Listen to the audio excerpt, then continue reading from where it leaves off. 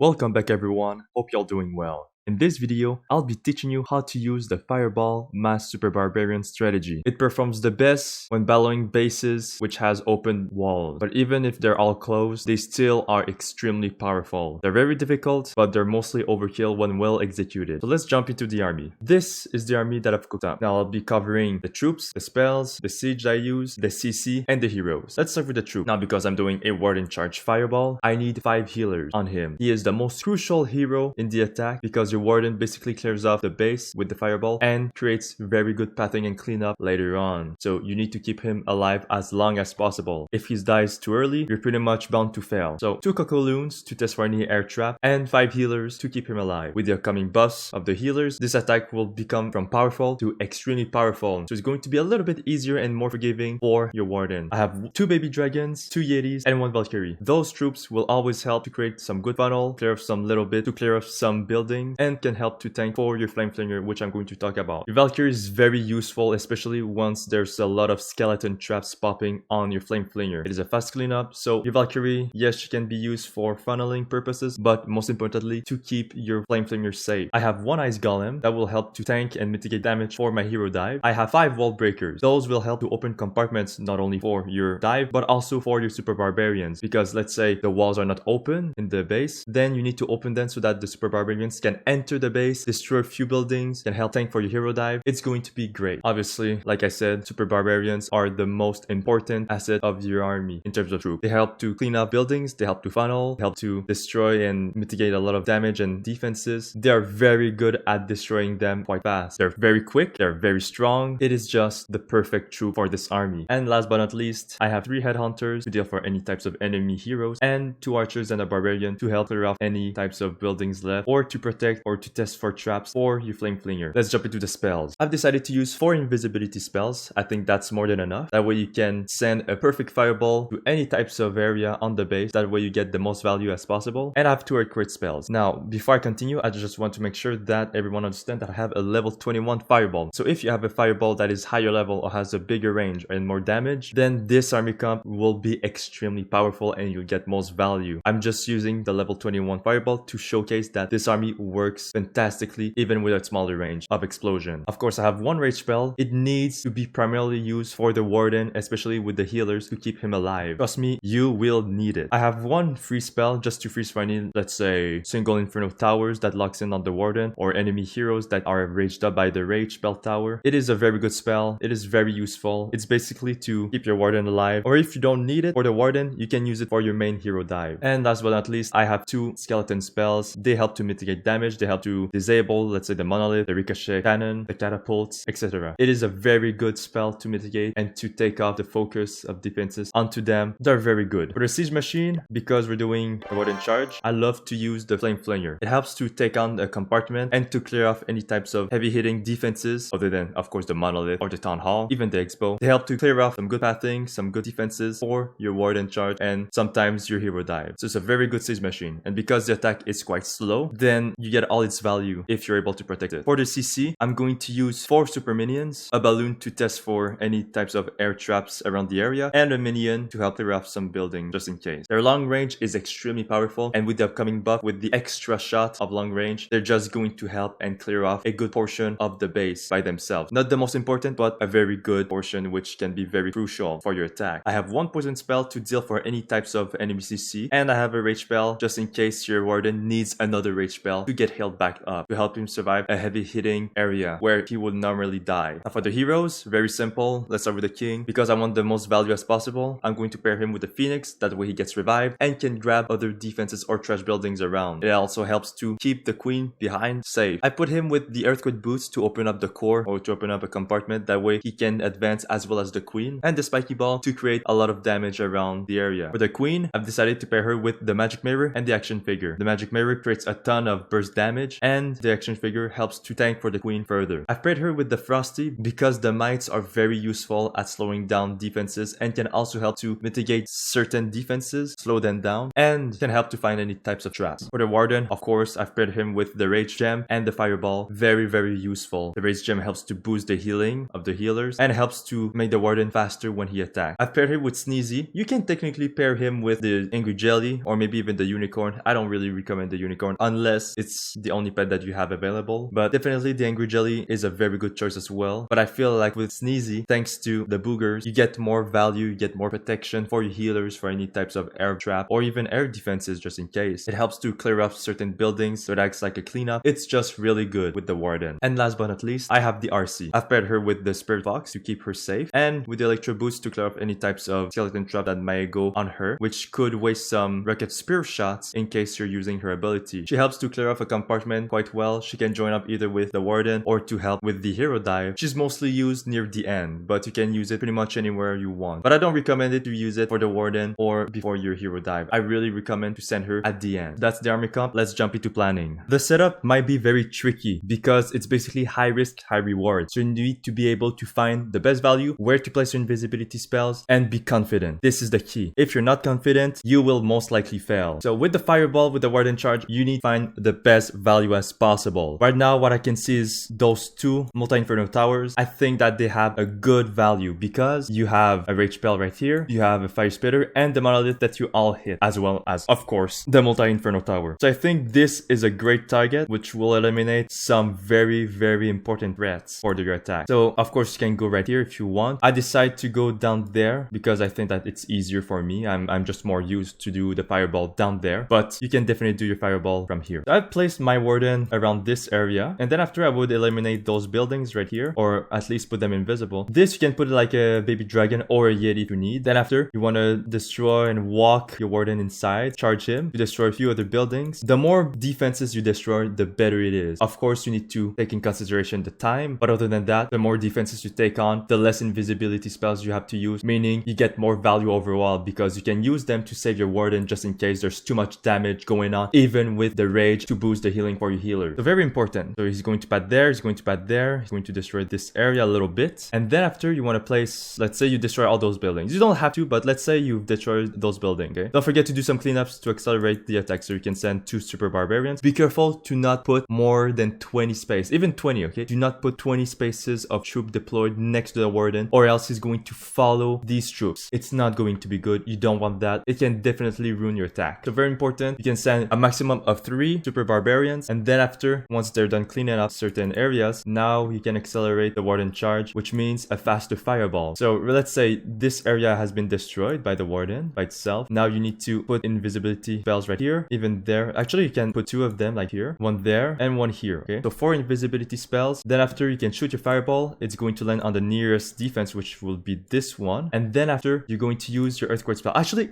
after putting your invisibility spells, okay, put your Earthquake spells first, so your 2 Earthquake spells, and then after, send your Fireball. Very important. The reason why is the Builder Hut right here. As you can see, it's not close enough to be targeted by the Fireball, but it's close enough to repair the Monolith. And this is very important. It's a very crucial detail because let's say you throw your Fireball and then after you send your Earthquake spells, sometimes the builder can heal the building enough so that even with the 2 Earthquake spells, it doesn't fall. So very important, send your 2 Earthquake spells because they take some time to get its full damage. And then after send your Fireball, the builder won't have time to repair the Monolith in this example. It could also be for the Clan Castle. Very important. So now that this is done, this area is completely gone. And now you want to send your Warden in that direction, okay? Very important. The reason why I'm saying this is because if you send it to the Town Hall, it can be a little bit tricky. You can get a lot of damage going on, especially with this Fire Spitter, as well as the Town Hall shots and the CC. Don't forget about the CC. If you can, destroy the CC. In this example, the best value is basically this one. So don't shoot your Fireball in an area, even though there's a Clan Castle, if you don't get enough value. The Multi-Inferno Tower gets so much more value. It gets the Fire Spitter, it gets the Rage Spell Tower, and it gets the Monolith. So it's a very crucial value that you get. Now for your Flame Flinger, where do you want to put him? Very important to not put him into some defenses where it can reach him. So let's say those X-bows right here. As you can see, there are 4 around the base. This is basically to destroy or to negate any types of damage from the Flame Flinger. So you need to find a spot where your Flame Flinger will be safe. One spot that I can see where it could be somewhat safe could be this area, okay? So if you want to send your Flame Flinger in this area, you need to check for any types of Tesla. So after you can send 2 archers here, maybe even a barb right there. And then after you can send a super barbarian to destroy this defense. And once that's destroyed, you can send a yeti right there. And then after once the yeti is popped, it's going to take the aggro of the mortar. And then after you can send your flame flinger to destroy this mortar before it deals any types of damage on your flame flinger. Then after you can be free to destroy this multi-archer tower, this builder hut, but most importantly, this scatter shot. And then after once those are destroyed, you basically got a good chunk of extremely important defenses to destroy. This would greatly help for your hero dive or your RC, and basically sometimes for your warden charge. So this is a very great area. Now, once this is done, you want to send your hero dive. And because your warden is going on that direction, then you can send your hero dive either from this direction before your warden joins in, which I don't really recommend, or send your hero dive at the bottom right here or from the top right here. Wait until the flame flinger gets some value before sending your hero dive if it's next to this area, or wait until your warden is far enough before sending your hero dive at the bottom. So let's say I want to send my hero dive from the top, okay, right here, which honestly would make more sense because the fire spitter is facing the other way. So I'm going to send my king, I'm going to send my queen. Don't forget the ice golem, so that way it's going to help tank for your heroes, and some skelly spells. So one might be here. You might want to put your skeleton spell a little bit closer here. You don't want the town hall weapon target your skeletons and lose a lot of value. So a skeleton spell right here. Even if you want, you can place it a little bit closer, but I think here is like a safer spot. So don't forget to clear off some buildings with your super barbs right there. And then after, don't forget to wall break this area. Your heroes are going to enter this area. Don't forget to clear off this building so that your heroes don't walk on the side. Very important. And then after, once your hero will come inside the base right here, then your king can use his earthquake boost ability to open up the core right there and destroy the town hall, as well as your queen helping to destroy this fire spitter. The CC will be also destroyed, so place a poison spell on top of the CC. If there are furnaces, place on top of the furnace. Don't worry about the other troops. The furnace is the most important one to deal with first. But if there's no furnaces, then this is your lucky day. You can send the poison spell. Let's say if there's some ice golems, some rocket loons, place that on top of them. You're going to deal with them quite fast. It won't be too much of a problem. Now that this is done, you can send your RC either in this area. I think that could be a good idea to send your RC here because there's a lot of heavy hitting defenses, or you can send your RC at the bottom right here. You could do this because you can clear off this base, this area right here, and then after your heroes are forced to pass on top, and then after once they're forced to go on top, you can now open walls right here, you can open walls right there, and then send some super barbarians, and they're going to enter the base and they're going to destroy everything. So this is really good. Of course, your warden, as well as the value of your flame flinger, your hero dive, they're going to come in, as well as your RC, and they're going to destroy everything. They're basically circling the last part of the base. Don't forget, during the attack, you need to place few super barbarians around there to clear off some trash buildings. It's going to accelerate the attack. It's going to create a good funnel as well. Like, let's say you can destroy this archer tower. That way your RC,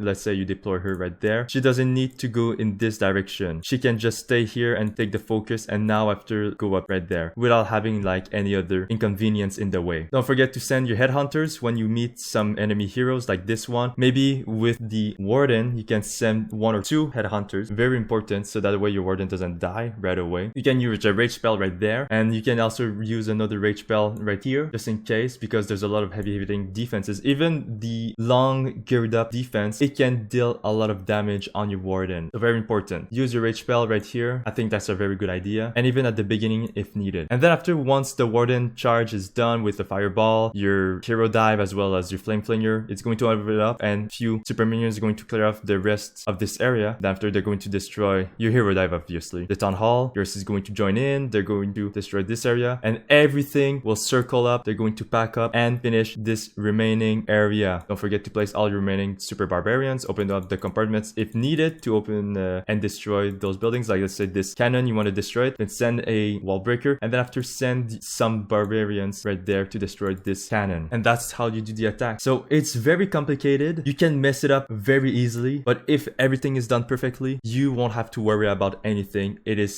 such a powerful attack. It is very, very strong. It is usually overkill, and I believe that the fireball rocket loon strategy was inspired by this strategy. I think they used the rocket loon. I believe it was Itsu who used the rocket loons instead of the super barbarians, because he wanted to simplify the attack, which was an extremely good idea because fireball rocket loon is one of the strongest attack in the game. But if you don't want to do rocket loons and you want to have a little bit more control, because obviously you have a lot of control with the rocket loons, but if you want to have a little bit more control with your warden charge, your hero dive, then definitely it is worth to use the super barbarians, especially on open wall bases. they will prosper, they will do a lot of damage. It's going to be overkill all the time. And even in those bases where the walls are closed, they're just going to do tons of damage. It's really overkill. They're very strong. So that's being said, let's jump into some attacks. So like before, I'm going to showcase the attack at 1x speed with no commentary, just show you how the flow of the attack looks like. And then after, once that's done, I'm going to review this attack. I'm going to explain what I'm doing in detail. So if you want to skip this little preview, then jump into this timestamp that I'm going to show. Now without further ado, let's jump into the attack.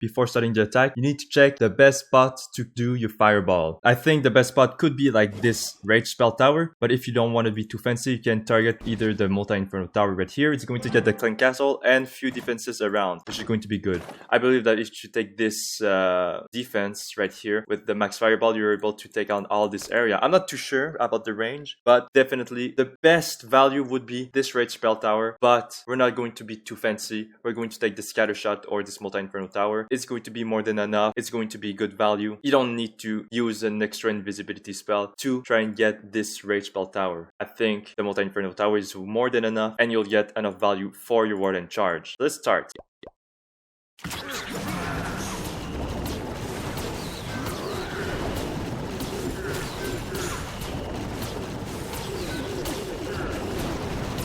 So nothing too fancy. I've sent a baby dragon to clear up those buildings so that way the warden can stay focused in this area and he doesn't walk on the side.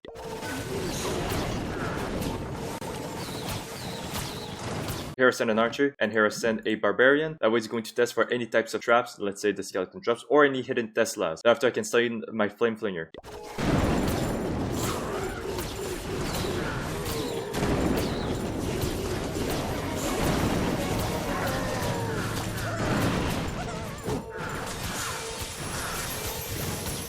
Now I've placed one invisibility here. It should have targeted this wizard tower, but I think, well, I just messed up my first invisibility spell, which didn't target this wizard towers for some reason, so I had to use another one. But other than that, I had more than enough to clear off those defenses, so that way it's going to target this, either this single inferno tower or this scatter shot. The bonus that I'm going to get the enemy queen, which is going to be good.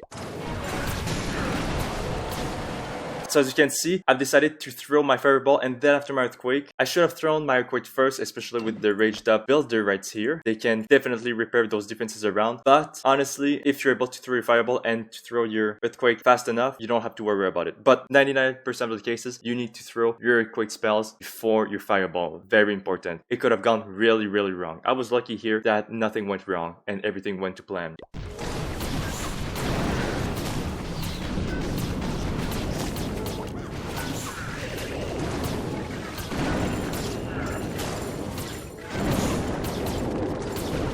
Here at the bottom, I want to open this compartment. My first wall breaker decided to open this wall. Luckily, it destroyed this wizard tower, which was pretty funny. And then after, I sent just another wall breaker at the same area. And the reason why I did it is that I know that this compartment will be open, meaning that the next compartment will be this one to open. So if you know how the wall breaker AI works, then definitely do this. It's going to be very simple. I want to send my hero dive right here. That way it's going to also save my flame flinger so that it doesn't get targeted by the monolith eventually. It's going to help him target those defenses. Well, it's going to fall to this X-bow, but it can take, let's say, this ricochet cannon beforehand. So my hero dive will go right here. My rodent is far enough so that it doesn't get pulled by these heroes. And then after, they're just going to walk and destroy this area.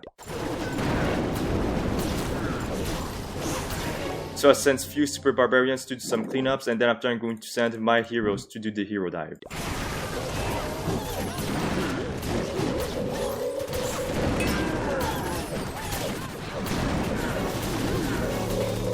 I placed a skeleton spell to mitigate the damage from the monolith, and then after I placed another one to help and mitigate the damage again, but because of the multi-inferno tower right here and there, they just melt those skeletons quite fast, and unfortunately the monolith has targeted my king, so I have to invest a free spell to save him.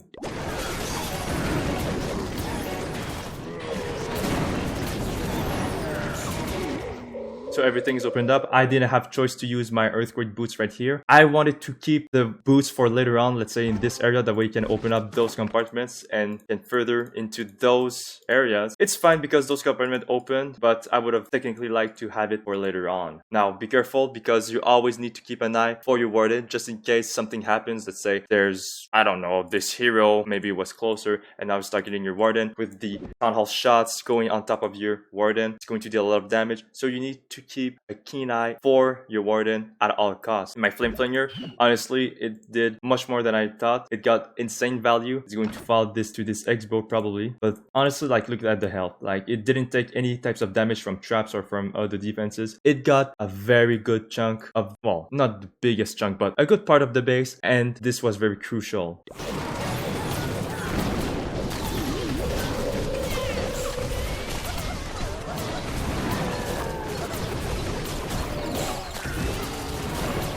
Now, as you can see, because my wardens continue his warden charge, my hero dive, well, my king died, but my queen is going to continue, still has her ability. She just popped it right now. She's going to do a lot of burst damage to those defenses. My RC was sent. I opened this wall compartment because I wanted to send some super barbs, but honestly, it wasn't necessary, it wasn't needed. As you can see, the RC was able to deal with this area. I could probably deal with one super barb for this storage unit, but other than that, I opened this wall. I'm going to open this wall as well because I have an extra wall breaker, and after I'm going to send all of my super barbarians to clear off these buildings and take down the town hall, as well as all the other heroes merging and destroying the rest of the base. It is overkill. It is extremely powerful. Look at that. I still have an extra rage spell. It's that good. It is that powerful. So do not sleep on those super barbarians.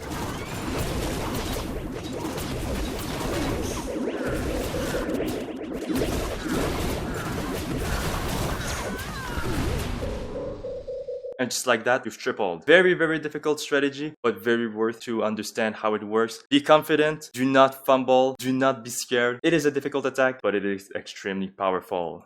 In conclusion, I love this army so much. It is probably my favorite army to use. The Warden Charge Fireball is extremely powerful. Those types of armies are usually very powerful. Add the Super Barbarians, the cleanup and the funneling and the tanking. It is so good. It is so powerful. I can't even stress enough to say how broken this army is. Yes, it is difficult. Yes, you will fail your first attacks if you haven't done any types of Fireball Warden Charge beforehand. I do not recommend it as your first Fireball strategy. If you want to start with Fireball strategy, I would recommend to climb up the ladder. Start with a Fireball Super Witch attack. Then after, once you're comfortable with it, you can do Fireball Root Riders, Fireball Throwers, which I would highly recommend to do. And then after, once you're very comfortable with the Fireball and how the invisibility spells works for the placement and for the Warden to charge his Fireball on the nearest defense, then yes, I would recommend to use the Fireball Rocket Loons and then after the Fireball Super Barbarian. It is extremely powerful. It's usually overkill. The value is insane. And if you want to assure a triple on each and every attack